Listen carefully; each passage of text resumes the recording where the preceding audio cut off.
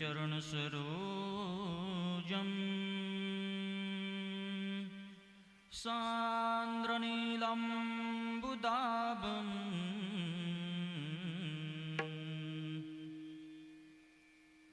जगन्निहितपानिमण्डनं मण्डनानाम् तरुणतुलसीमालाकन्धरं कञ्जनेत्रम् सदयधवलहासं विठ्ठलं चिन्तयामि।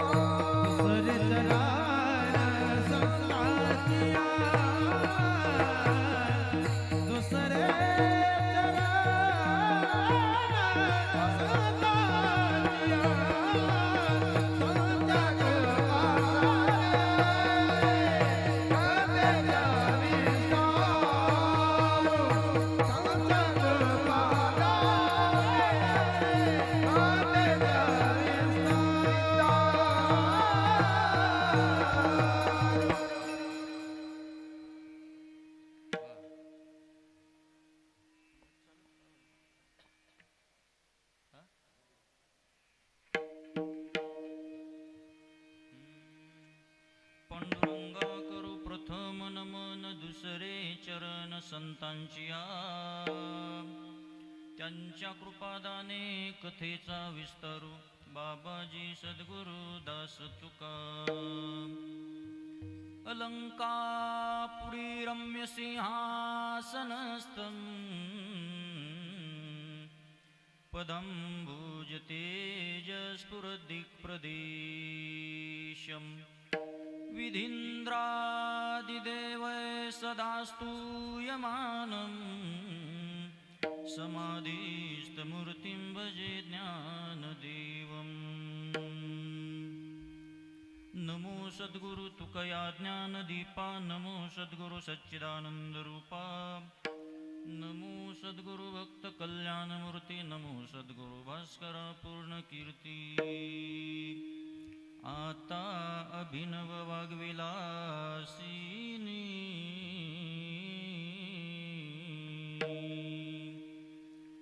जी चातुर्यर्थ कला कामिनी ते शारदा विश्वमोहिनी नमिली मिया संपाद्य ज्ञानं च विधाय भक्तिं विलोकितो येन समाधिराजः वैराग्यवन्तं सुविचारयुक्तं नमामि जोगं शिरसा गुरुं तम्। ॐ रं रं रं रक्तवर्णं दिनकरवदनं तीक्ष्णदंष्ट्राकरालं रं रं रं रम्यतेजं गिरिचलनकरं कीर्तिपञ्चादिवक्त्रं रं रं रं राजयोगं सकलशुभनिधिं सप्तभेतालभेद्यं रं रं रं राक्षसान्तं सकलदिशयशं रामदूतं नमामि। ॐ रं रं रं रक्तवर्णं कटिकटिततनु तीक्ष्णदंष्ट्राकरालं गं गं गं घोरघोषं गगगगघटितं गर्गराघोरनादम् कं कं कं कालपाशं धगधगधगितं ज्वालितं कामदाहं दं दं दं दिव्यदेहं प्रणमित सततं भैरवं क्षेत्रपालम् भैरवरुद्राय महारुद्राय कालरुद्राय कल्पान्तरुद्राय वीररुद्राय रुद्ररुद्राय घोररुद्राय अघोररुद्राय मार्तण्डरुद्राय अण्डरुद्राय ब्रह्माण्डरुद्राय चण्डरुद्राय प्रचण्डरुद्राय दण्डरुद्राय शूररुद्राय वीररुद्राय भवरुद्राय भीमरुद्राय अतलरुद्राय वितलरुद्राय सुतलरुद्राय महातलरुद्राय रसातलरुद्राय तलातलरुद्राय पातालरुद्राय नमो नमः।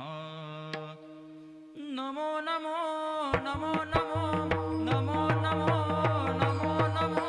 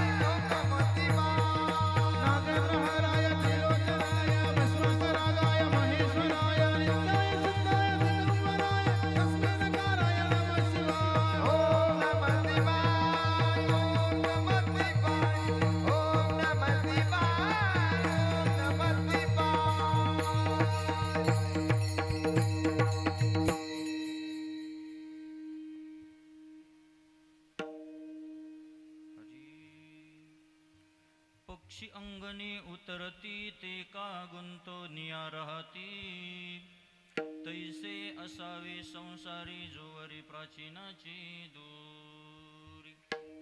प्रस्तुत प्राप्त प्रसंगी प्राप्त स्थळी सर्वांच्या अंतकरणामध्ये स्थित असलेल्या अखिलकोट ब्रह्मांड नायक षड्गुण ऐश्वर्य संपन्न अकारण करुणामय भक्तवत्सल भगवान श्री पांडुरंग परमात्मा योगी यांचे राजे साधकांचे मायबाप सकल विश्वाची सकल वारकरी संप्रदायाची माऊली मुक्त कैवल्य तेजोनिधी कैवल्य साम्राज्य चक्रवर्ती भगवान श्री ज्ञानोबराय आदी करून वारकरी संप्रदायातील सर्व संतांच्या आणि या विश्वातील एक पवित्र प्रतिष्ठान भगवान प्रभू श्री रामचंद्रांचे निष्ठावान सेवक निष्ठावान दास असणारे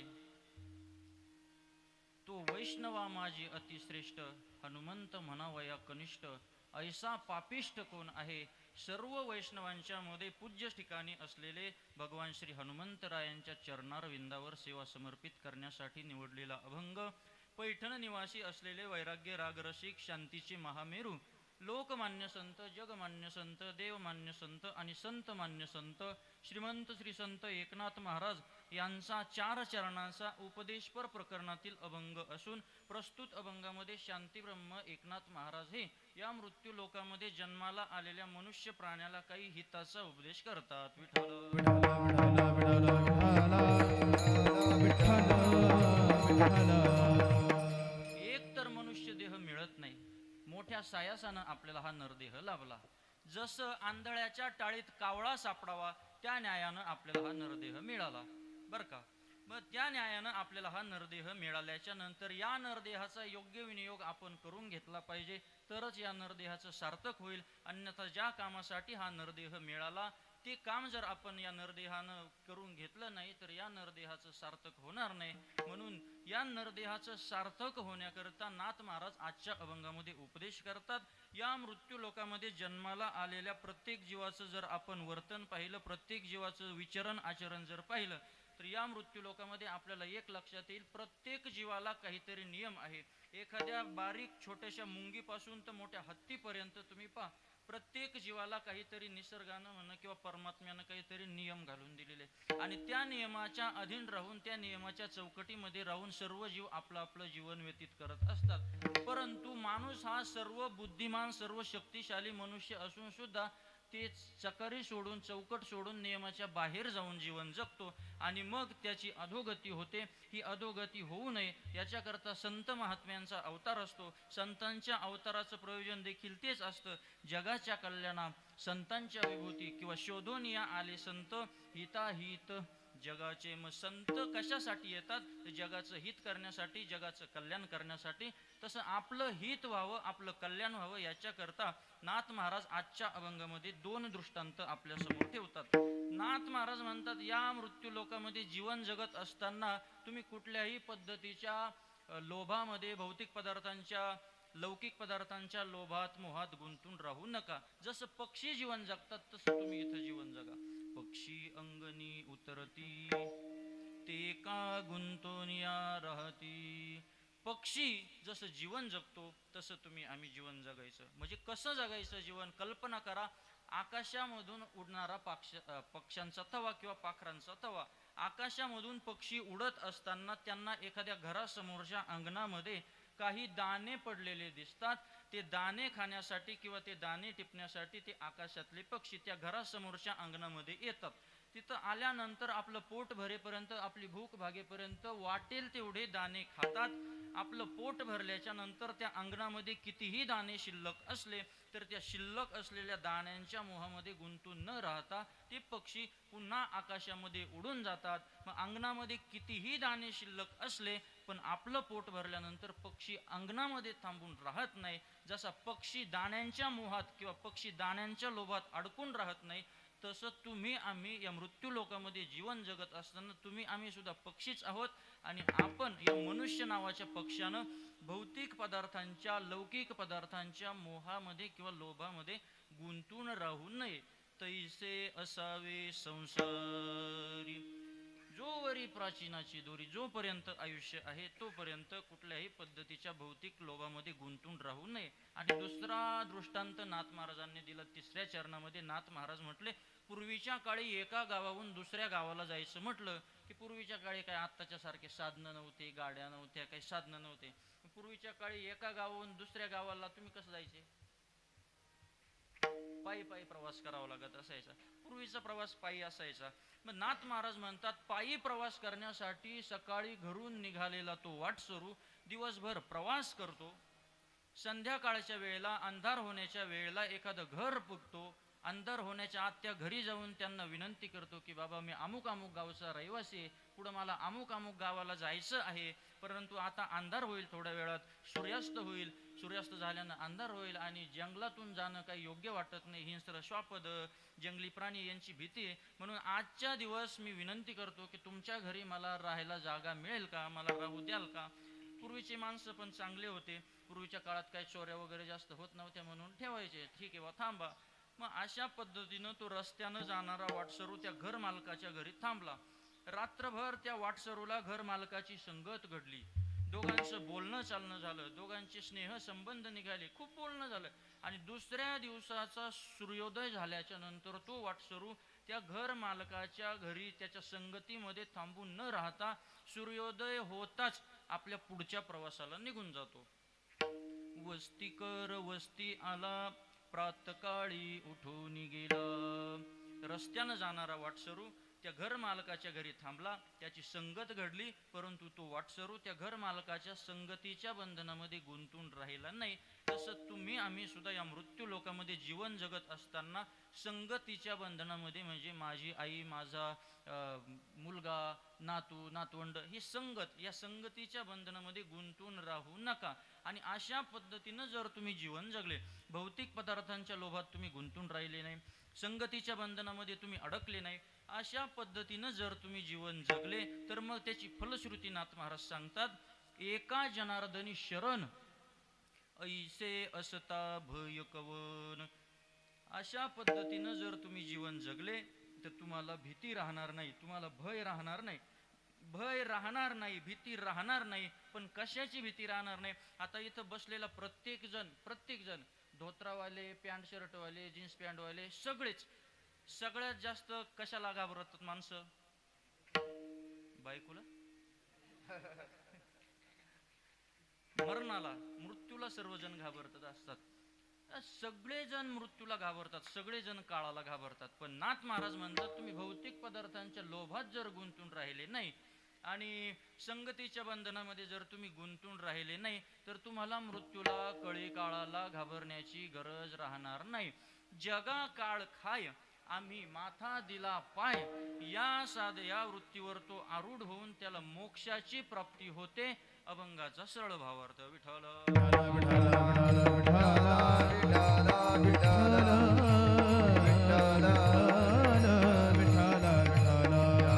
कुंडली कवरदे हरी विठ्ठल, श्री ज्ञानदेव तुकाराम, पंढरीनाथ भगवान की जय, माऊली ताळेश्वर महाराज की जय, विश्वगुरु निवृत्तीनाथ महाराज की जय.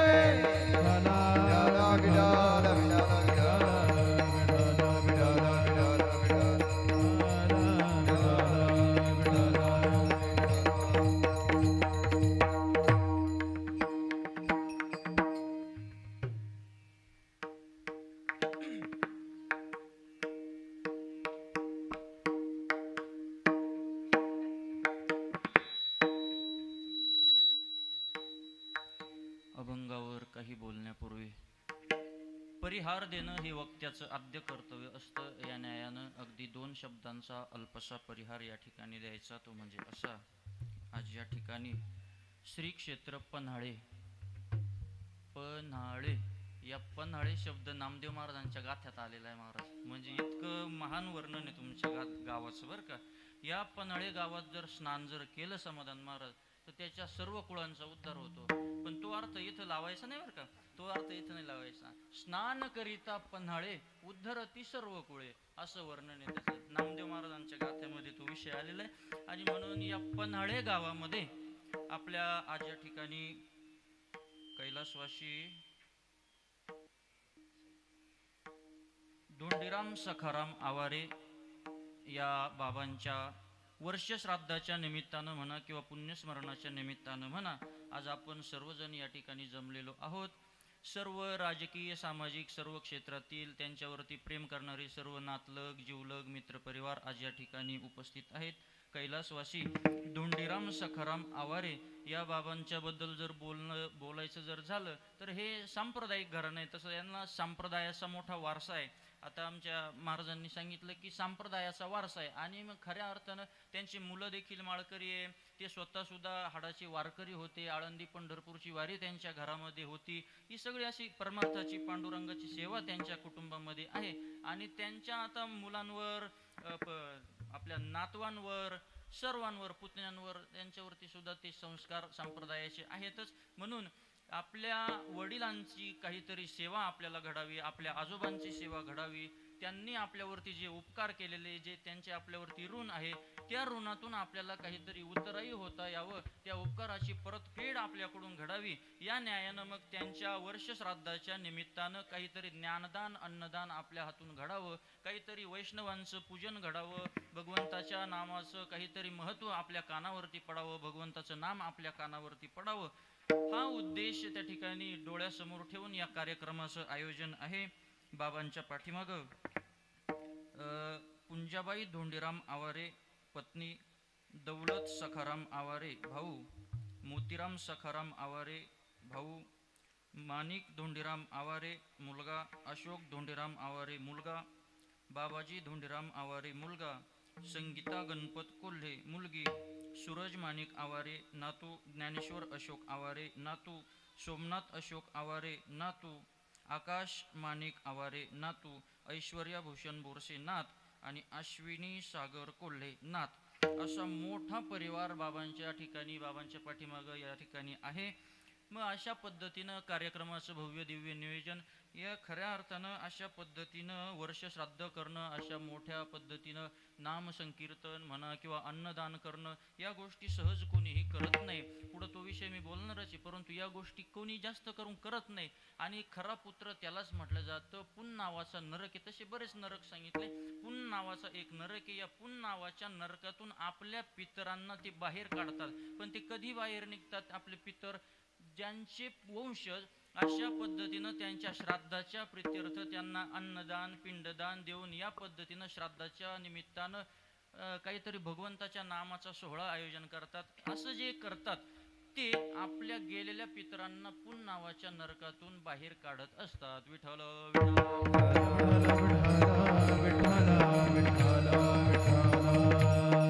या आवारे परिवारानं केलेलं हे गोड आयोजन आणि या ठिकाणी कार्यक्रमासाठी उपस्थित असलेले सर्व आपले गुणीजन गायक वादक मंडळी. खरं तर आपल्या परिसराचं तालुक्याचं वैभव हे शब्द आता छोटे मी कायम सांगत असतो. नाशिक जिल्ह्याचं रत्न असं आमच्या महाराज मंडळींना म्हटलं जातं. असा गोड अतिशय ज्यांचा आवाज आहे, समर्पक, साथ, संगत, असं ज्यांच्या ठिकाणी सर्व गुण आहे, आपल्या परिसराचं वैभव खऱ्या अर्थानं आमचे विनोदजी महाराज या ठिकाणी उपस्थित आहेत. त्यांना प्रणाम. तितक्याच तोलामोलाचं व्यक्तिमत्व, तितकंच गोड गायन, तितक्याच समर्पक चाली, आपल्या परिसराचं वैभव आमचे निलेशजी महाराज, त्यांनाही वंदन. त्याचप्रमाणे याच गावचे भूमिपुत्र आणि आपल्या कीर्तनाच्या माध्यमातून समाज प्रबोधन करणारे, घराघरापर्यंत संत विचार पोहोचवणारे आपल्याच भूमीतील हे रत्न आदरणीय आमचे दगू महाराज आवारे उपस्थित आहेत, त्यांनाही वंदन. त्याचप्रमाणे कीर्तनाला जशी गायनाची गरज असते तसं ब्रह्मनादाची सुद्धा गरज असते. आणि म्हणून या ठिकाणी नाद ब्रह्म तयार करण्याकरता आपल्याच गावातील दोनही रत्न, म्हणजे रामलखन म्हटलं तरी काही वावगं ठरणार नाही, नाही का? हे दोनही रत्न आदरणीय आमचे सागर महाराज आवारे आणि आदरणीय आमचे करा समाधान चित्त माझे आमचे समाधान महाराज बरं का, या ठिकाणी उपस्थित आहेत. त्यांनाही वंदन. दोन्हींचाही हात गोड आहे, दोघांच्याही हातामध्ये वजन आहे, धार आहे. आणि विशेष म्हणजे हाताला धार आहे पण दोघांच्या टोप्यांना सुद्धा धार आहे. इकडे जास्त आहे धार थोडीशी. ही सगळी गुणीजन मंडळी, हे सगळे वैष्णव मंडळी, यांना सर्वांना वंदन. हार्मोनियमची साथसंगत करण्यासाठी आपल्याच गावचं रत्न आणि अतिशय त्यांची सुद्धा गोड वाणी आहे, मोकळे मन रसाळ वाणी, याची गुणी संपन्न, नाही का, याची गुणी संपन्न आदरणीय आमचे राजेंद्र महाराज आवारे. आणि त्यांच्याच माध्यमातून या ठिकाणी तुमच्या सर्वांच्या दर्शनाचा योग आला, तुमच्या सर्वांचं दर्शन करण्याचा योग ज्यांच्यामुळं घडून आला असे आमचे महाराज, त्यांनाही वंदन. त्याचप्रमाणे सर्व आपण टाळकरी मंडळी, सर्वांचा नामोल्लेख करणं आता वेळेच्या अभावी, म्हणून सर्वांच्या चरणी मी नतमस्तक होतो. या ठिकाणी ज्यांच्या माध्यमातून गोड असा आवाज आपल्यापर्यंत पोहोचतो ते आपले साई साऊंड, त्यांच्यासाठी सुद्धा एकदा त्यांनाही वंदन, आपल्या सर्वांचे आभार. तसंच आता हे कीर्तन आपल्याला नंतर यूट्यूबवरती दिसणार आहे. आपल्या नाशिक जिल्ह्यातलं एक मोठं चॅनल, मराठी वक्ता नावाचं यूट्यूब चॅनल, तिथे ठिकाणी जाऊन पहा. तुम्हाला चांगले ब्रँडेड कीर्तनं, मोठमोठ्या मंडळींचे गायन वादन, या गोष्टी सगळ्या आपल्याला त्या चॅनलवरती दिसतील. असं मोठं चॅनल आपल्या जिल्ह्यातलं मराठी वक्ता, ते देखील या ठिकाणी उपस्थित आहे आमचे वैभव दादा, त्यांनाही धन्यवाद.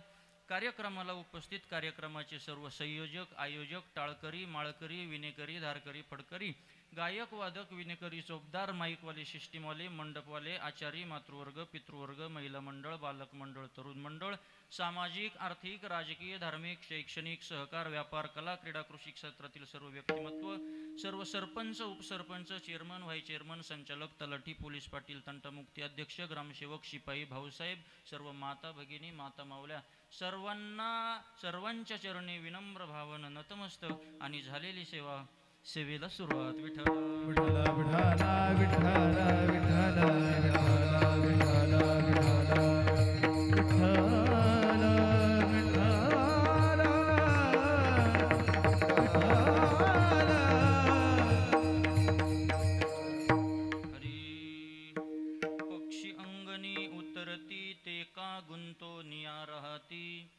तैसे असावी संसारी जोवरी प्राचीनाची दूरी. आजचा वर्ष श्राद्धाचा दिवस असल्यामुळं आपल्याला आता कमीत कमी वेळेमध्ये वर्ष श्राद्धाचं चिंतन करायचं आहे. मग वर्ष श्राद्ध का केलं पाहिजे, वर्ष श्राद्ध केल्याने काय होतं, नाही केलं तर काय होतं, काय त्याचा परिणाम आहे, या सर्व गोष्टींचा विचार आपल्याला आज करायचा आहे. विठ्ठल विठ्ठल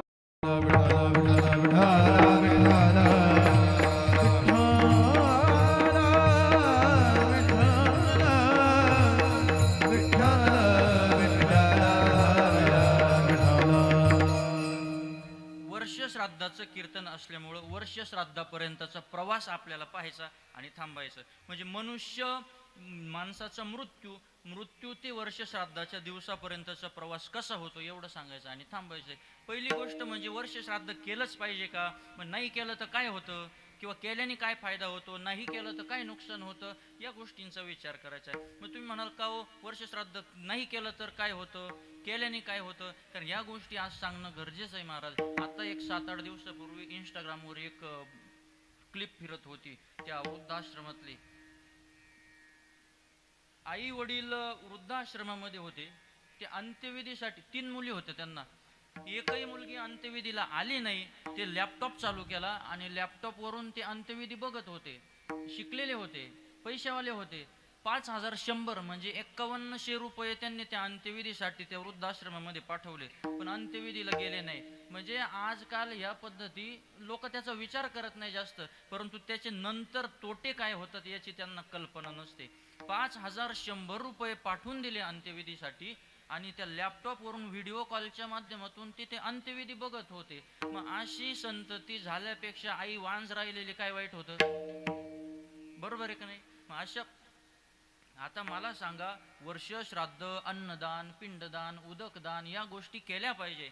का करायच्या, याच्या पाठीमागं शास्त्र आहे. आपल्या भारतीय ऋषीमुनींनी, भारतीय शास्त्र पुराणांनी 16 संस्कार सांगितले. त्या 16 संस्कारामध्ये म्हणजे आपल्याकडं कसं आहे, माणूस जन्माला येण्याच्या अगोदरपासून शास्त्र सुरू होतं आणि माणूस मेल्यानंतर सुद्धा शास्त्र आहे आपल्या पाठीमागं. अंत्यविधी, पिंडदान या गोष्टी याच्या पाठीमागं तस्मात् शास्त्रम प्रमाणन्ते कार्यो विवर्तते. शास्त्राचा याला पुरावा आहे नाही का, शास्त्राचा याला आधार आहे. मग मनुष्य जन्माला येण्याच्या अगोदरपासून आपल्याकडं हे तुम्हाला कोणीच सांगणार नाही.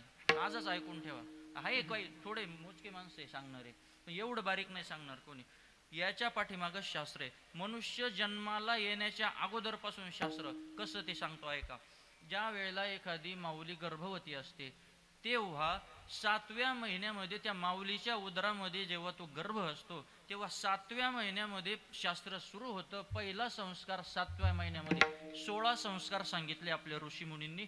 16 संस्कारापैकी पहिला संस्कार 7व्या महिन्यामध्ये त्या मातेच्या उदरामध्ये बाळ असताना 7व्या महिन्यामध्ये गर्भाधान नावाचा संस्कार केला जातो. गर्भाधान, पुसवन, शिमंतोनयन, जातकर्म, अन्नप्राशन, कर्णवेद, कान टोचणं हा सुद्धा एक संस्कार सांगितला. कर्णवेद, शिमंतोनयन, त्याच्यानंतर मुंज म्हणजे जावळं काढणं हा सुद्धा एक संस्कार सांगितलेला आहे. आणि नंतर एक अजून संस्कार सांगितला, तो आम्हाला सगळ्यांना माहिती आहे, आणि त्याचं नाव आहे विवाह. लग्न हा सुद्धा एक संस्कार सांगितलेला आहे. म्हणून विवाह हा एक संस्कार आहे. आणि त्याच्या पुढं मग शेवटचा एक विधी सांगितला, अजून शेवटचा एक संस्कार सांगितला, त्याचं नाव आहे अंत्येष्टी. म्हणजे मनुष्य गेल्याच्या नंतर ज्या उत्तर क्रिया करतात त्यांच्या प्रेताला अग्निडाग देणं याला म्हणायचं अंत्येष्टी. आणि या अंत्येष्टीमध्ये पुन्हा 3 विधी सांगितले. त्याच्यात पहिला विधी सांगितला शवदहन, दुसरा विधी सांगितला अस्थिमेलन आणि तिसरा विधी सांगितला रक्षा विसर्जन. शवदहन, कोणतीही व्यक्ती गेल्याच्या नंतर त्यांच्या शरीराला तो मृतदेह असतो त्याला आपण अग्निडाग देतो, त्याला म्हणायचं शवदहन. दुसरा विधी सांगितला अस्थिमेलन. म्हणजे अस्थिमेलन, मेलन म्हणजे मिळवणे, अस्थि म्हणजे हाडं मिळवणे, हाडं जमा करणे, त्याला आपण म्हणतो राख सावरणे. इकडं कितव्या दिवशी आहे, दुसऱ्या दिवशी, म्हणजे एकच आहे. दुसऱ्या दिवशी राख सावरण्याचा कार्यक्रम. आणि तिसऱ्या दिवशी सांगितलं रक्षा विसर्जन, ती राख भरणे, उचलणे आणि आपल्या गंगामाईमध्ये प्रवाहित करणे. अशा पद्धतीनं हे 3 विधी. मग का करायचं वर्ष श्राद्ध? भारतीय ऋषीमुनींनी सांगितलं, भारतीय शास्त्र पुराणांची त्याला मान्यता आहे, म्हणून करायचं वर्ष श्राद्ध. एक उत्तर.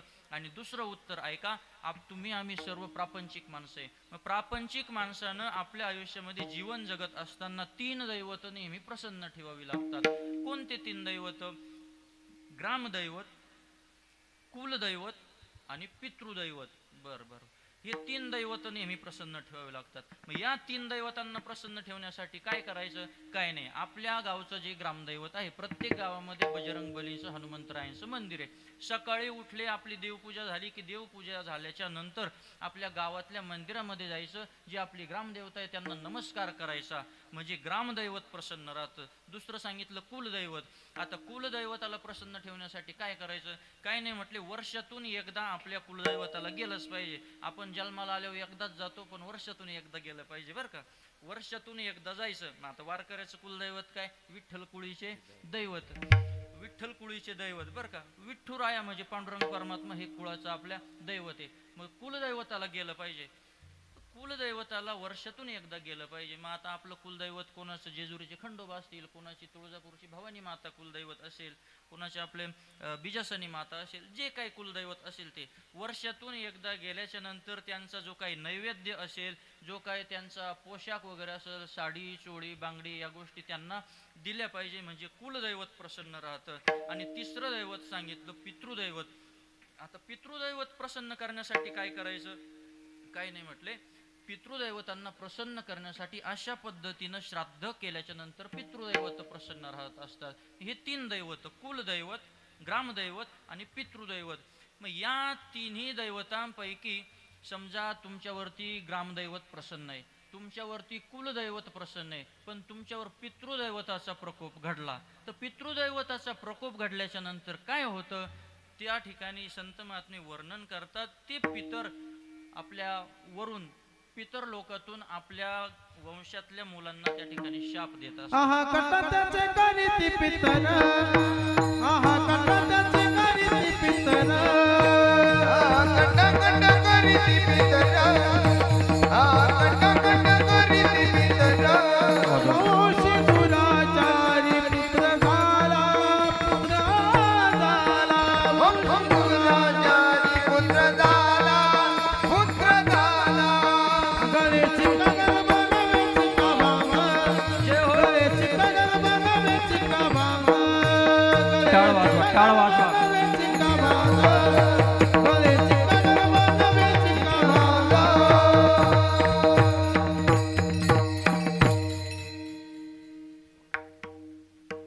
या बेस वाढवा, चाटीचं काय ते वाढवा सगळं.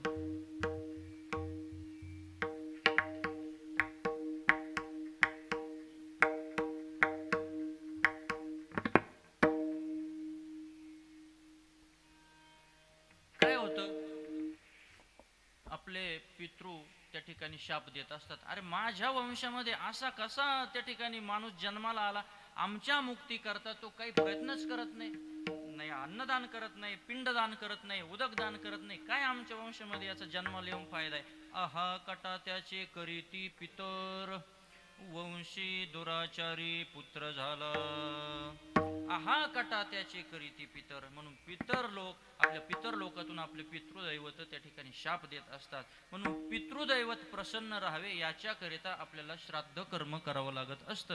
मग आता पितृदैवत, ग्रामदैवत आणि कुलदैवत या 3 दैवतांना प्रसन्न करण्यासाठी आपल्याला अशा पद्धतीनं श्राद्ध करावं लागत असतं. मग या 3 दैवतांपैकी एखाद्या दैवताचा जर प्रकोप घडला तर काय होतं? तर असं सांगितलं, म्हटले कुलदैवत तुमच्यावरती प्रसन्न आहे, ग्रामदैवत तुमच्यावरती प्रसन्न आहे आणि पितृदैवताचा जर तुमच्यावरती प्रकोप घडला तर त्या घरामध्ये उपवर मुलामुलींचे लग्न जमायला अडचण येते. हे बऱ्याच घरामध्ये असतं. मग ते आपण गुरुकडे जातो, त्यांना ती कुंडली वगैरे दाखवतो आणि मग ते सांगत असतात की तुम्हाला काय काय म्हणतात त्याला, पितृदोष. त्याला पितृदोष आहे तुम्हाला. आता तुम्हाला त्र्यंबकेश्वरला जावं लागेल आणि नारायण नागबली करावं लागेल. मग नारायण नागबली करायला गेलं की मग परत 6-7 हजार रुपये येते, 3 दिवसाची पूजा. मग या गोष्टी कराव्या लागू नये, एवढा उपद्व्याप होऊ नये याच्याकरिता अगोदरच आपल्या पितरांच्या तृप्तीसाठी आपण पितृदैवत प्रसन्न ठेवले पाहिजे. आणि पितृदैवतांना प्रसन्न ठेवण्यासाठी अशा पद्धतीनं श्राद्ध केलं जातं.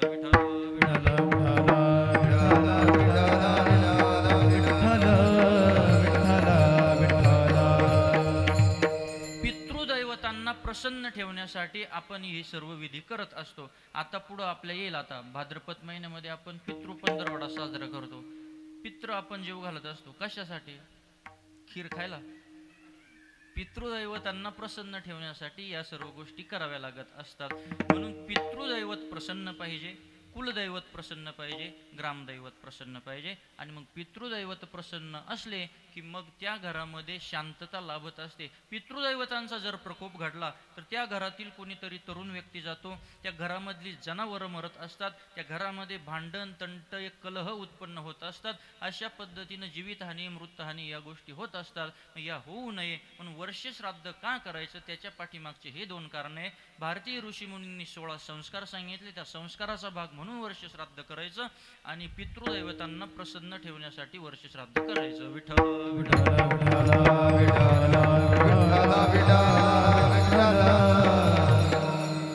आता वर्ष श्राद्धापर्यंतचा मनुष्याचा प्रवास कसा होतो तेवढं पाहू फक्त. म्हणजे माणसाचा मृत्यू ते वर्ष श्राद्धाच्या दिवसापर्यंतचा प्रवास. काय आता मृत्यूच्या खुणा सांगितलेल्या, मृत्यूचे संकेत सांगितलेले. एकदा अगस्ती मुनींनी कार्तिकेय स्वामींना प्रश्न विचारला, म्हटले स्वामीजी आपला मृत्यू जवळ आलेला आहे हे कसं ओळखायचं, किंवा आपला मृत्यू किती दिवसांनी होणार आहे हे कसं ओळखायचं. त्याच्यावरती कार्तिकेय स्वामींनी मृत्यूच्या खुणा सांगायला सुरुवात केली. बारीक ऐका. कार्तिकेय स्वामी म्हटले आता माझा प्रश्न आहे तुम्हाला, आपण श्वास कशाने घेतो? बोला ना बोला ना. नाकाने. आपण नाकाने श्वास घेतो. मग मृत्यूची पहिली खूण ऐका. कार्तिकेय स्वामी सांगतात आपला श्वास नाका वाटे न जाता मुखाने जात असेल तर माणसाचा 2 दिवसामध्ये मृत्यू होतो. किती? 2. कसा? श्वास नाका वाटे न जाता मुखाने चाललेला असेल तर 2 दिवसामध्ये मृत्यू होतो. पण इथं एक गोष्ट लक्षात ठेवायची, जर समजा एखाद्याला सर्दी झालेली असेल तर त्याने टेन्शन घ्यायचं नाही. म्हणजे परत ते कसं होतं, मग सर्दी झाली म्हणजे श्वास नाकातून जातच नाही, मग तोंडातून श्वास जातो. अशा पद्धतीनं या मृत्यूच्या खुणा आहे. आता हे झालं. त्याच्यानंतर पुढे अजून बऱ्याच खुणा सांगितल्या. आपल्या हाताचे नख काळ्या किंवा निळ्या रंगाचे झालेले दिसत असतील तर 6 महिन्यामध्ये मृत्यू होतो. अशा पद्धतीनं या मृत्यूच्या खुणा आहे. 1 वर्ष, 6 महिने, वर्ष, 2 वर्ष, हे अशा पद्धतीनं मृत्यूच्या खुणा सांगितलेल्या आहे. पण संत महात्मे मात्र 10 दिवसाच्या आतला मृत्यू सांगतात. ज्ञानोबरायांनी बोलत असताना मृत्यूच्या खुणा सांगत असताना 10 दिवसाच्या आतला मृत्यू सांगितला. ज्ञानोबराय म्हणतात आता 10 दिवसाच्या आतला मृत्यू कसा ओळखायचा. आता म्हातारे माणसं बारीक ऐका, जास्त म्हणजे म्हातारेच ऐका असं नाही, सर्वांनीच बारीक ऐका. 10 दिवसाच्या आतला मृत्यू कसा ओळखायचा. ज्ञानोबराय म्हटले कानामध्ये बोट घालून पहा. कानामध्ये काय करा? बोट घालून पाहिजे. कानामध्ये बोट घातल्याच्या नंतर आपल्याला एक नाद ऐकू येतो. तो नाद जर आपल्याला ऐकू आला नाही तर समजून घ्यायचं 9 दिवसामध्ये नाही कथा जाणावे 9 दिवस, 9 दिवस नाही कथा जाणावे 9 दिवस.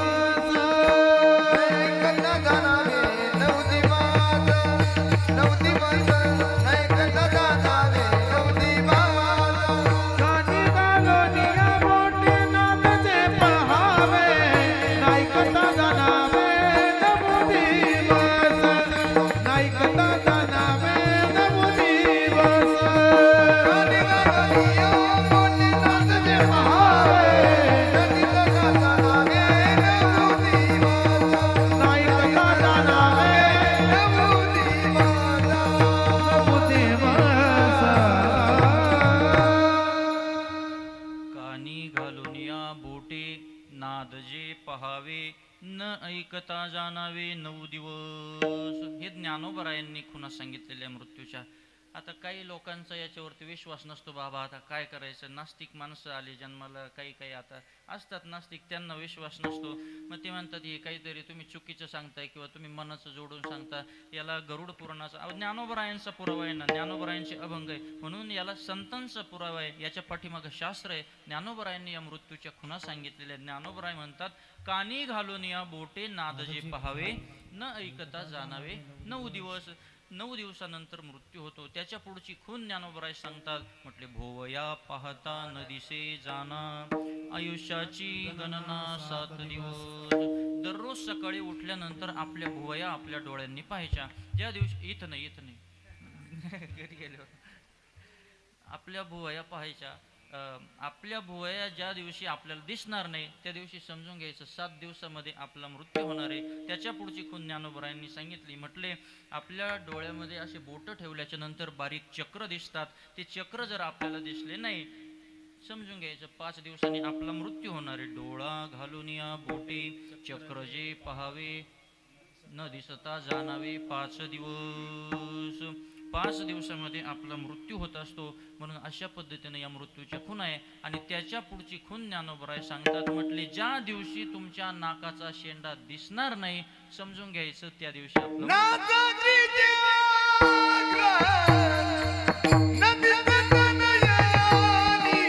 टाळ वाजवा, टाळ वाजवा.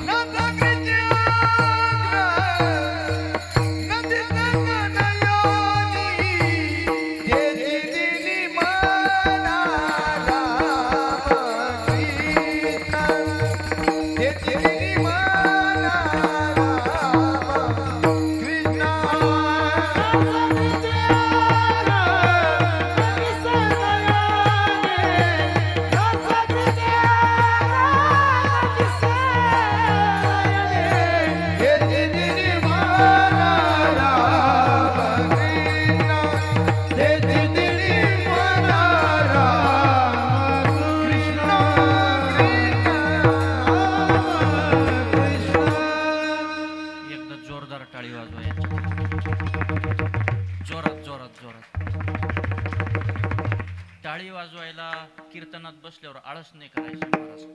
नये आळसे मोडू अंग, कथे कानवडे ढुंग, हेळणेचा रंग. हा, आळस नाही करायचं. आता काही गावामध्ये, इथं नाही बरं का, मी इथलं नाही सांगत, इथं जे माणसं तुम्ही सगळेजण बसलेले तुम्ही खूप सज्जन माणसं आहे मायबाप. पण काही काही गावांमध्ये खूप थोडेसे आळशी माणसं असतात बरं का. कधी कीर्तनात टाळी वाजवून, तुम्ही चांगले तुमचं नाही सांगत मी, काही काही गावांमधले टाळी वाजवत नाही आळशी माणसं असतात. असे एका गावामध्ये एक 7-8 जण आळशी होते. एका पारावरती ते बसलेले असायचे आणि तिथून एक जण दररोज जायचा. जाताना येताना पाहायचा हे 7-8 माणसं हे कायमस्वरूपी इथं बसलेलेच आहे. त्यांनी 1 महिनाभर पाहिलं, विचार केला, म्हटलं हे इथंच बसलेले दिसतात, आता काय करावं. एक दिवस त्यांनी गाडी थांबवली. 1 महिनाभर वाट पाहिली आणि 1 महिन्याच्या नंतर तिथं थांबलाच पारावरती. म्हटले, का हो, मी दररोज इथून जातो येतो, 1 महिन्यापासून बघतो तुम्ही 7-8 माणसं नेमकी दररोज इथंच बसलेले असतात. का बसलेले असतात तुम्ही, तुम्हाला कामं नाही का. ते म्हटले, आम्हाला कामच नाही, आम्ही खूप काय आळशी, आम्ही खूप आळशी, आम्हाला कामच नाही. म्हटले, किती आळशी. म्हटले, खूप आळशी.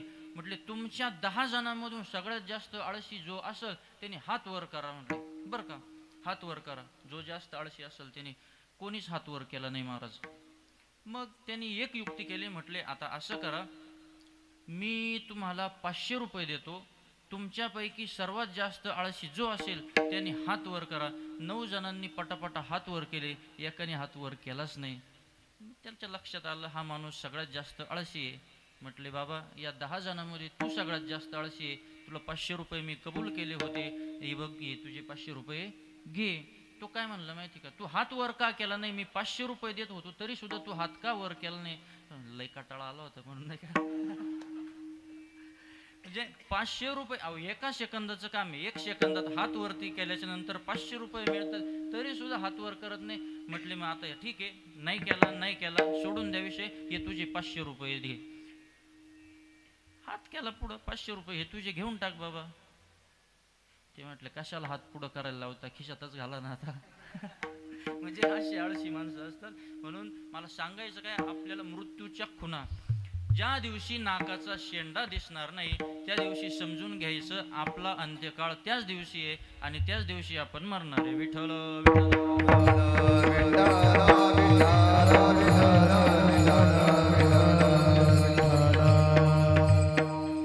अशा पद्धतीनं मृत्यूच्या खुणा आहे, अशा पद्धतीनं मृत्यूचे संकेत सांगितलेले. मग मृत्यू कसा येतो सर्वांना माहिती. म्हातारपण येतं, वृद्धपणा येतो.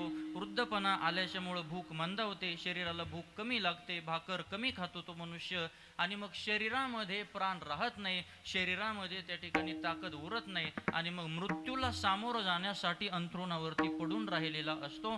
अशा अवस्थेमध्ये त्याच्या अंगातील ज्या नाड्या असतात त्या नाड्यामध्ये कफ दाटतो. शरीरामध्ये कफ दाटल्यामुळं घशामध्ये सुद्धा कफ दाटतो आणि घशात कफ दाटल्याच्या योगानं त्याला श्वास घ्यायला अडचण तयार होते. मग घशामध्ये घरघर असा आवाज यायला सुरुवात होते. त्याला आपल्याकडं घरडकं लागणं असं म्हणतात. असं घरडकं लागतं. शेवटच्या वेळेला त्याच्या डोळ्यांची बुबुळं वरच्या दिशेला जातात, कानाचे बाळ्या पडलेल्या असतात, नाकाचा शेंडा कललेला असतो. आता इथं जुने माणसं आहेत, जर समजा एखादा माणूस जाऊराव जर असला, ही जुने माणसं जर त्यांच्याकडं भेटायला गेल्यास नंतर पहिलं त्यांचं नाक पाहायचे, बरोबर आहे की नाही, नाक पाहत असायचे किंवा डोळे बघायचे. डोळे शिजलेले म्हणते नेऊ नका दवाखान्यात. आता नाकाचा शेंडा कललेला आहे म्हटलं आता बँजोवाल्या गाडीला फोन करून द्या, आता तेच आले ना सगळे. आता भजनी मंडळाचं काही राहिलं नाही. पण असं आता काय अहो मला सांगा, आता हे बघा काय, मी एक तर बोलतच नाही महाराज, पण ते काय होतं, जो शास्त्र सांगत नाही ना, जो शास्त्र सांगत नाही त्याला मातृगमनाचं पाप लागतं महाराज. आणि संतांचा पुरावा आहे, त्याच्यामुळं कसं आहे बोललंच पाहिजे. आता मला जाऊ द्या भाऊ, बोलतच नाही. विठ्ठल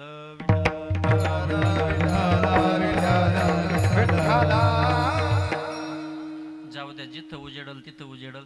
ऐका कसं आहे, आता त्या म्हणजे माझा काय कोणाला विरोध नाही बरं का. मी एकदम नारदाच्या गादीवरून मी खूप छोटा आहे, माझा तेवढा अधिकार नाही. पण माझं एक येड्याचं असं मत आहे, ज्या वेळेला आपण एखाद्याची अंत्ययात्रा असते त्या अंत्ययात्रेमध्ये संतांचे अभंग आपण म्हणतो आणि संतांचे अभंग समजा ढोलकीवर म्हणायची गोष्ट आहे का हो ही, आहे का नाही. संतांचे अभंग जर तुम्ही ढोलकीवर वाजवत असाल तर तुम्ही विठ्ठल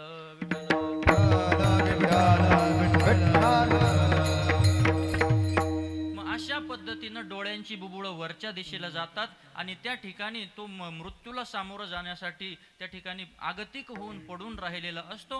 मग अशा वेळेला त्याला दैवी दृष्टी मिळते. तो हा भूलोक आणि परलोक एकाच वेळेला पाहू शकत असतो.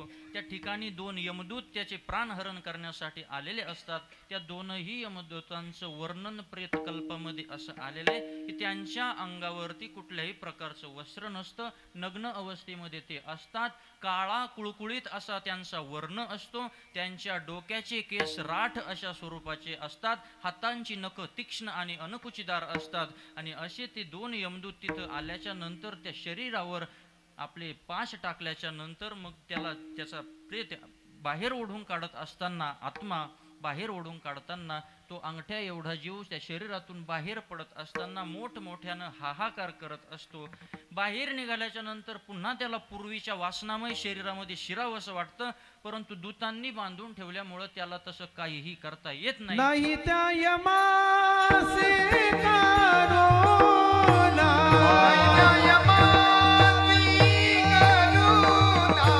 बाहेर काढी कोणी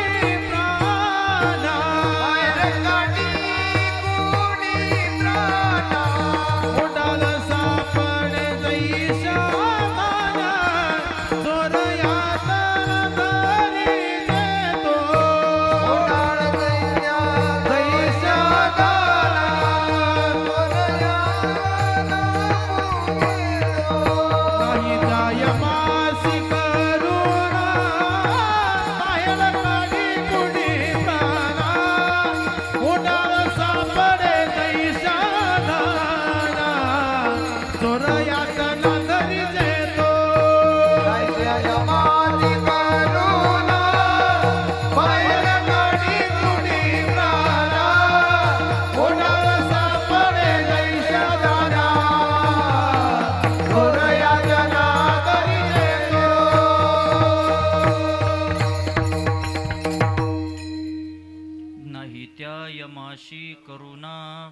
बाहेर काढिती कुडी प्राणा.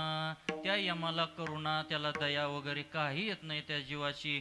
काय करतात ते फार सुंदर क्रम लावून दिलेला आहे संत महात्म्यांनी. मारिती मारी ती जोडी ती तोडी ती निष्ठुरा. मारी ती जोडी ती तोडी ती निष्ठुरा. मारिती जोडी ती कोडी ती निष्ठुरा. मारिती जोडी ती कोडी ती निष्ठुरा. यमाते किंकर यमाते किंकर मऊगल. मारी ती जोडी ती तोडी ती निष्ठुरा.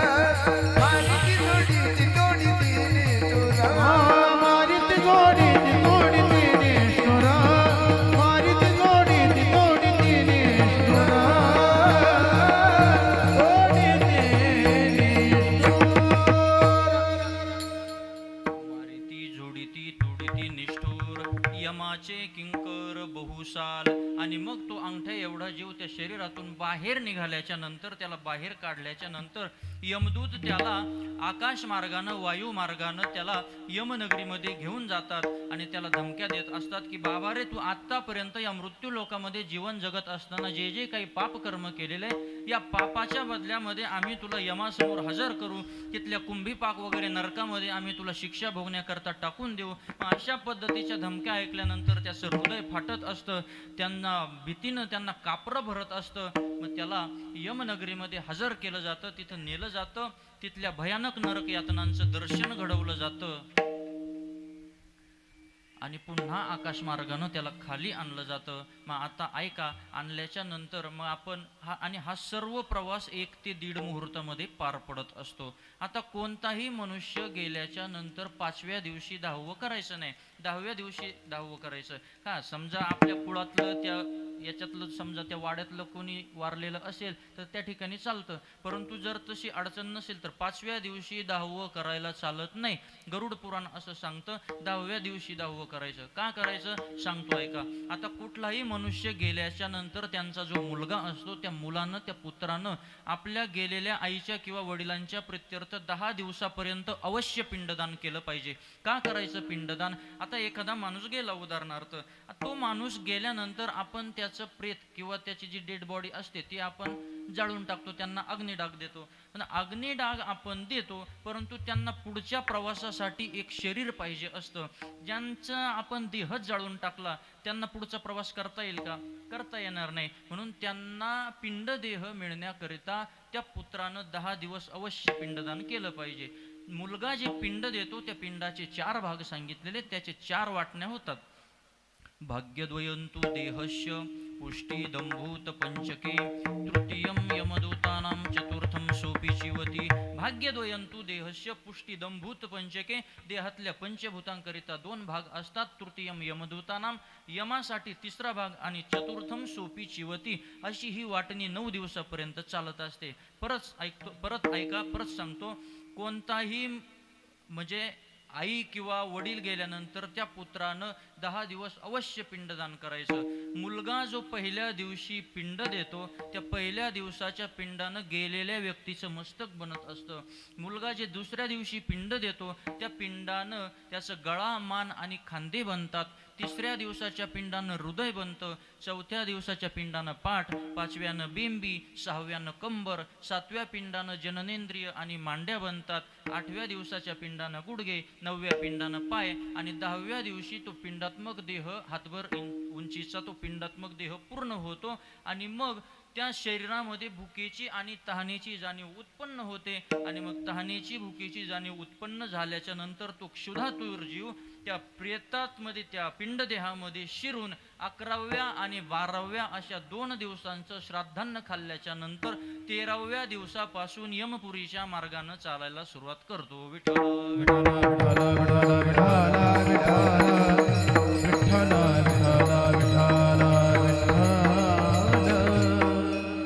13व्या दिवसापासून त्याचा यमपुरीच्या मार्गानं जायला सुरुवात होते. आता 13व्या दिवसापासून निघालेला तो प्रेतात्मा आपल्याला वर्ष श्राद्धापर्यंतचं चिंतन पाहिजे. 13व्या दिवशी त्यांचा प्रवास सुरू झाला. मग या यम मार्गानं जात असताना 16 नगर सांगितलेले. किती नगर या यम मार्गावर? 16 नगर सांगितलेले गरुड पुराणामध्ये. सौम्यं सौरिपुरं नगेंद्र भवनम सौम्यपूर सौरिपूर नागेंद्र भवन शैलागमपूर क्रौंचपूर क्रूरपूर विचित्र भवन नानाक्रंदपूर सुतप्त भवन रौद्रपूर पयोवर्षण शीताड्यपूर बहुभीतीपूर आणि धर्मभवन असे 16 नगर. या एका नगरामधून त्याला असा प्रवास करत करत वर्ष श्राद्धाच्या दिवशी तो यमाच्या नगरीमध्ये पोहोचत असतो. मग 13व्या दिवसापासून निघालेला तो प्रेतात्मा 18व्या दिवशी पहिल्या नगरामध्ये प्रवेश करतो. दश सप्त दिनानेको वायू वेगेन गच्छति अष्टादशे दिने तर्क्ष प्रेतः सौम्यपुरम व्रजेत. 13व्या दिवसापासून निघालेला तो प्रेतात्मा 18व्या दिवशी सौम्यपुरामध्ये, नंतर सौरीपूर नगेंद्र भवन शैलागमपूर क्रौंचपूर विचित्र भवन वगैरे वगैरे त्या असा प्रवास करत असताना त्याला नाना प्रकारच्या यमाच्या यातना भोगाव्या लागत असतात. नाना प्रकारच्या आत्ताच महाराजांनी सुंदर प्रमाण दिलं. मारिती झोडीती तोडीती निष्ठूर तुका म्हणे कुटीती हाडे आपुल्या नाडे रडतील. हाड कुठेपर्यंत ती यम त्याला त्रास देत असतात, मारत असतात. पण आता इथं एक गोष्ट लक्षात घ्या. तुम्ही म्हणाल मग का हो प्रत्येकाला यम मारतोच का?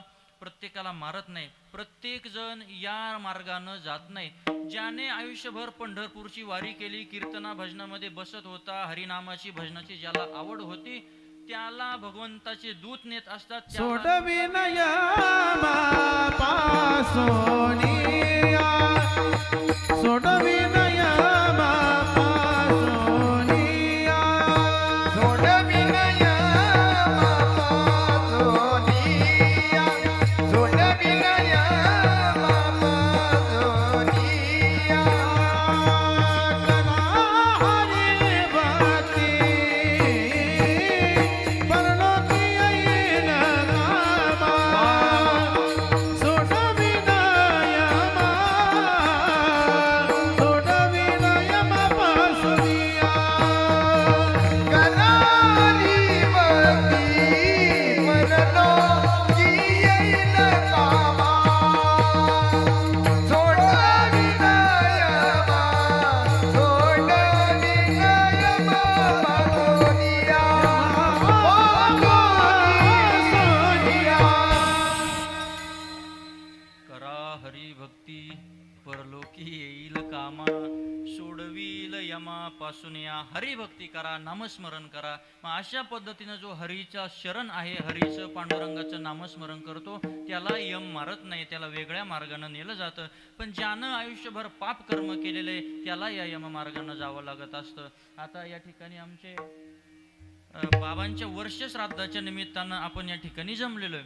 आता असे महात्मे हे कधीच त्या मार्गाने जाऊ शकत नाही, कारण यांच्या घरामध्ये परमार्थ आहे. आळंदी पंढरपूरची वारी आहे. पांडुरंगाचं नाम त्यांच्या त्या ठिकाणी हृदयामध्ये असल्यामुळं ते भगवान परमात्म्याच्याकडेच जात असतात. परंतु जो पाप कर्म करतो आयुष्यभर, जो कोंबड्या ते बरंच या बाकीच्या गोष्टी, मग अशा पद्धतीनं जो पापापचरण करतो त्याला या यम मार्गाने जावं लागत असतं. आपुल्याती तुका शोधोनिया नावे आपुल्याती तुका शोधोनिया नावे आपुल्याची तुका शोधोनिया नावे आपुल्याची तुका शोधोनिया नावे यमाचे दूता सागे दूता तुम्ही जावे मृत्यू लोका जावे मृत्यू लोका आपुल्याती तुका शोधोनिया नावे आपुल्याती तुका शोधोनिया नावे आपुल्याची तुका शोधोनिया नावे आपुल्याची तुका शोधोनिया नावे हा. यम सांगे दूता तुम्ही जावे मृत्यू लोका.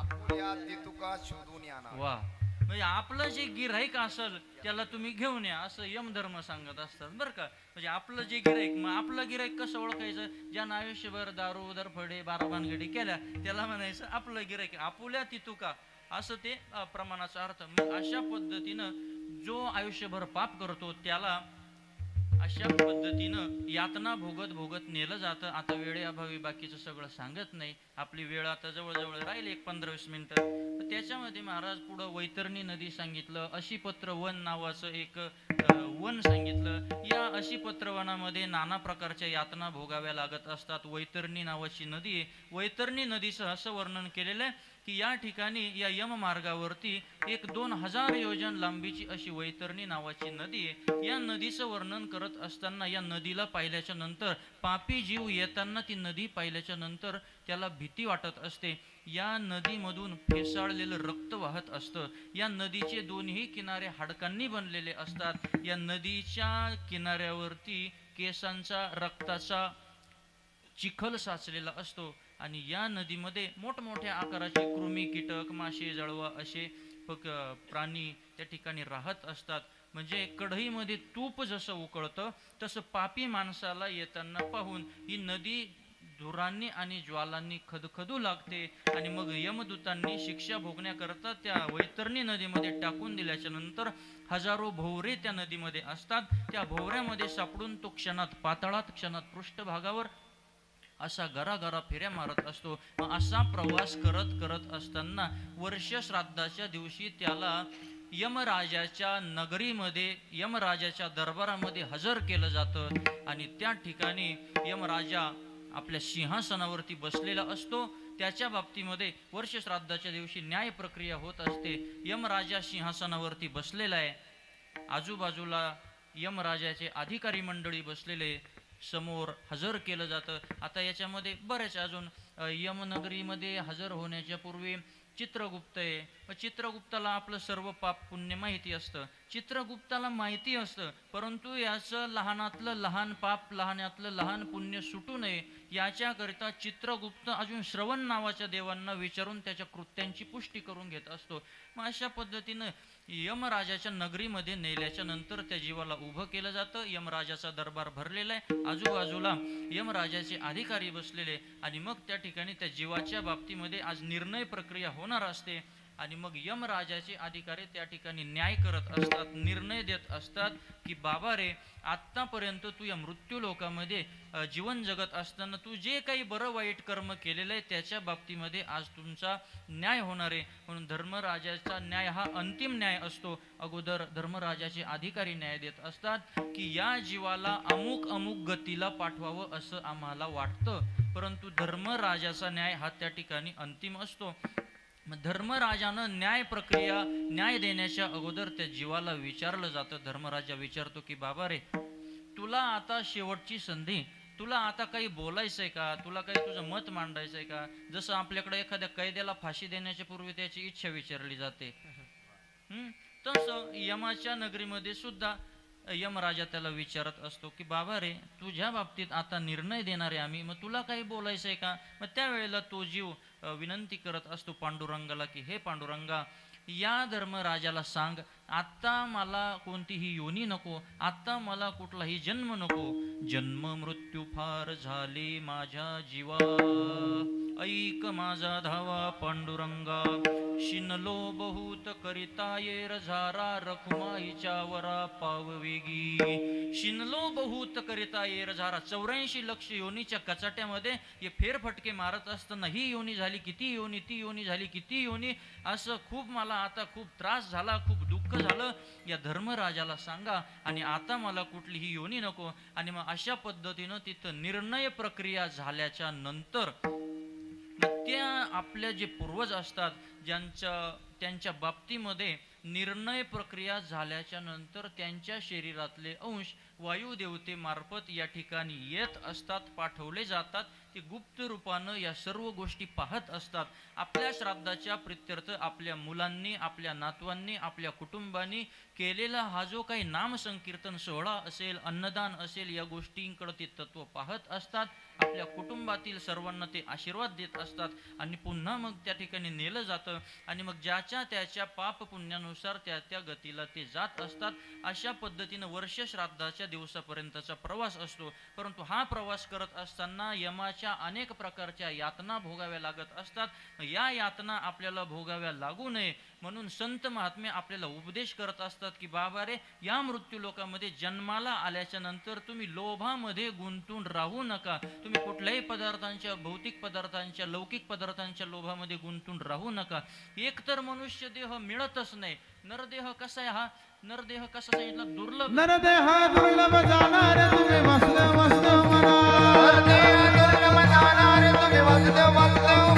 शतवर्षाची गणनार तुम्ही वासुदेव वासुदेव म्हणा. यामध्ये दुःख यातनार तुम्ही वासुदेव वासुदेव म्हणा.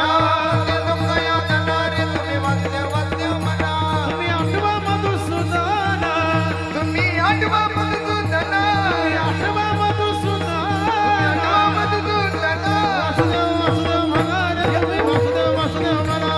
वासुदेव वासुदेव म्हणा रे तुम्ही वासुदेव वासुदेव म्हणा. वासुदेव वासुदेव म्हणा रे तुम्ही वासुदेव वासुदेव म्हणा.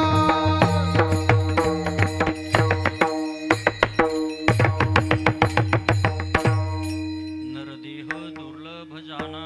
नरदेह हा दुर्लभ आहे. दुर्लभो मानुष्यो देह, असा दुर्लभ नरदेह आपल्याला मिळाल्याच्या नंतर तुम्ही या नरदेहाचं सार्थक करून घ्या. मग या नरदेहाचं सार्थक करण्यासाठी काय केलं पाहिजे ते संत महात्मे आपल्याला सांगतात अभंगाच्या पहिल्या पती अंगणी उतरती उतरती, पती अंगणी उतरती.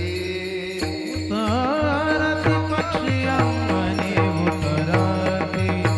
तारती पक्षी अंगणी उतरती. पती अंगणी उतरती उतरती, पती अंगणी उतरती. पक्षी अंगणी उतरती. तारती पक्षी अंगणी उतरती. जिका गुंदोनी राती, जिका गुंदोनी राती, तैसे असावी संसारी, संसारी तैसे असावी संसारी. ते का गुंतोनी हार हाती. ते का गुंतोनी हार हाती. तैसे असावे संसारी. तैसे असावे संसारी. संसारी. पक्षी अंगणी उतरती, ते का गुंतोनिया राहती.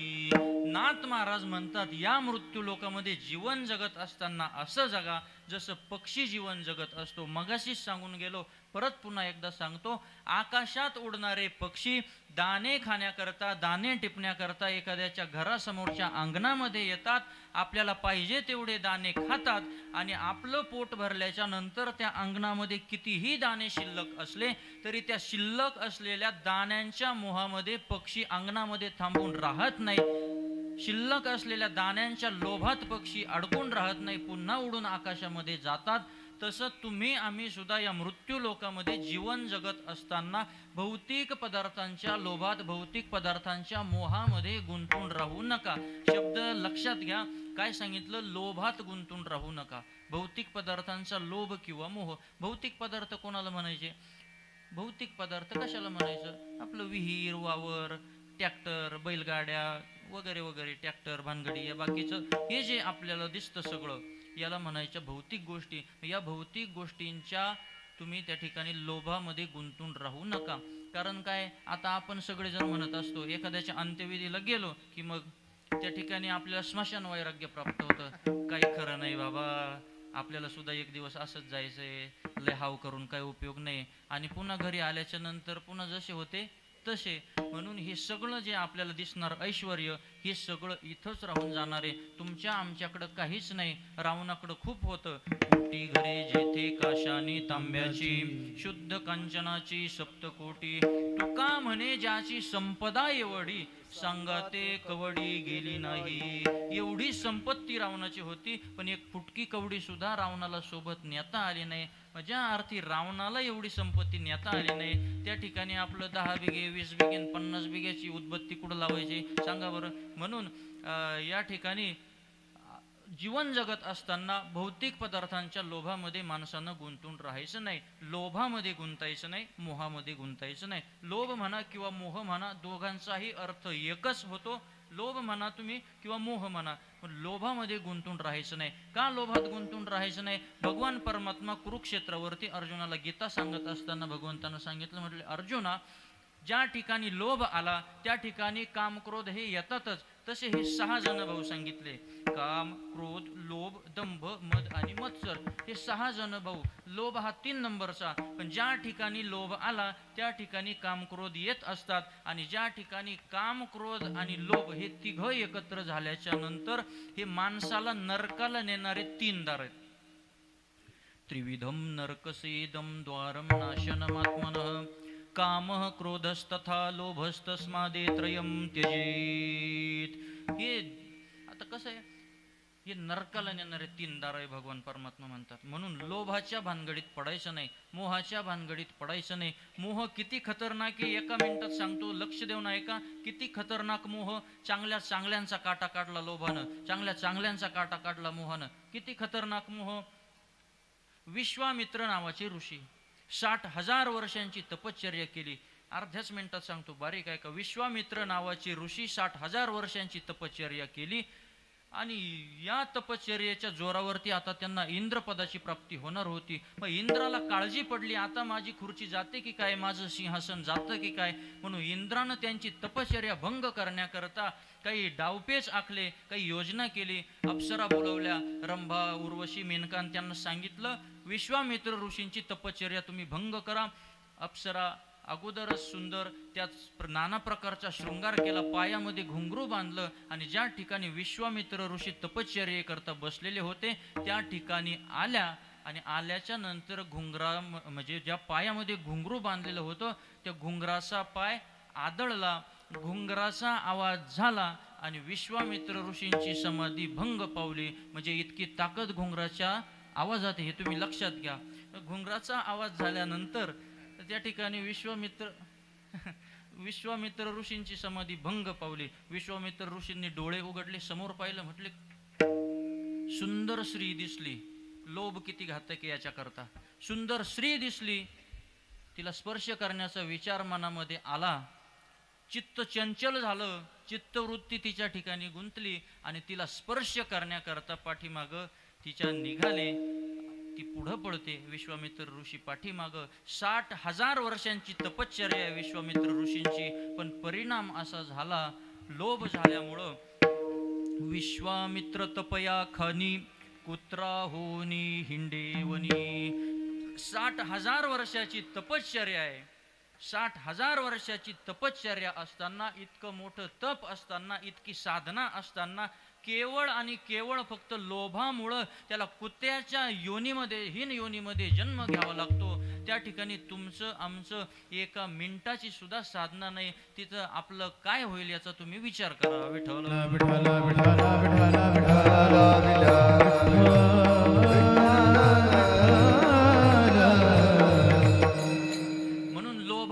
गुंतून राहायचं नाही. कुठल्याच पद्धतीच्या पदार्थामध्ये आपलं विहीर वावर इस्टेट याच्या लोभात गुंतून राहायचं नाही. आणि मग तुम्ही अशा पद्धतीनं जीवन जगलं पाहिजे. तैसे असावे संसारी जोवरी प्राचीनाची दूरी. मग अशा पद्धतीनं या संसारामध्ये, या मृत्यू लोकामध्ये जीवन जगत असताना भौतिक पदार्थांच्या लोभामध्ये गुंतून राहायचं नाही. आणि मग अशा पद्धतीनं जीवन जगत असताना तुम्ही लौकिकाचा विचार करू नका. आणि नाथ महाराज पुढे सांगतात, तुम्ही संगतीच्या बंधनामध्ये सुद्धा गुंतून राहू नका.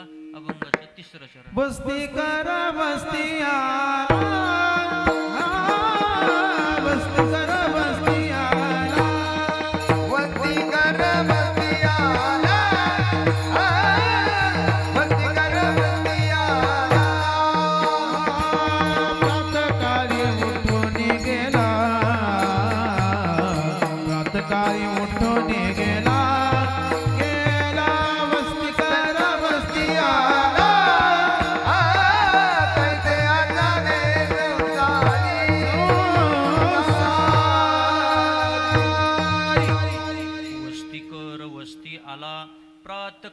उठून गेला. नाथ महाराज म्हणतात या मृत्यू लोकामध्ये जीवन जगत असताना तुम्ही संगतीच्या बंधनामध्ये गुंतून राहू नका. मग संगतीचं बंधन कशाला म्हणायचं?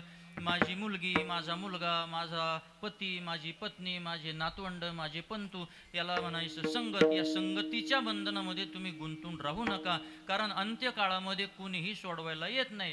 राहते निराळी सकळ, बाजूला राहून जात असतात नाही का.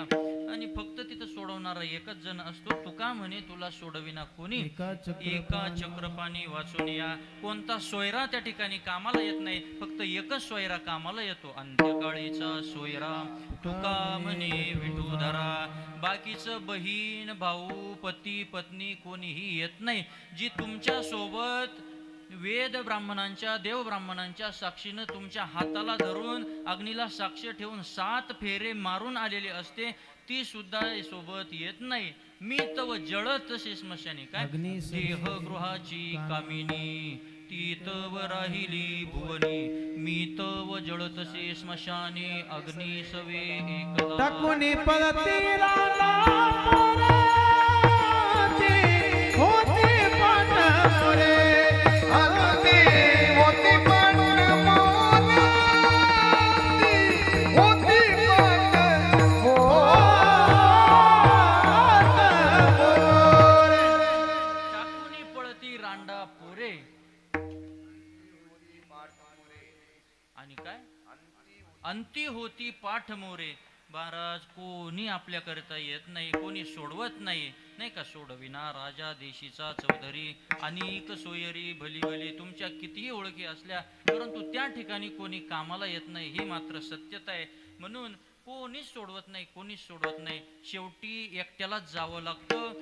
आयुष्यभर मरमर केली, आयुष्यभर संसाराच्या करता खूप झटला, परंतु शेवटी मात्र एकट्याला जावं लागत असतं. म्हणून एक प्रेत चित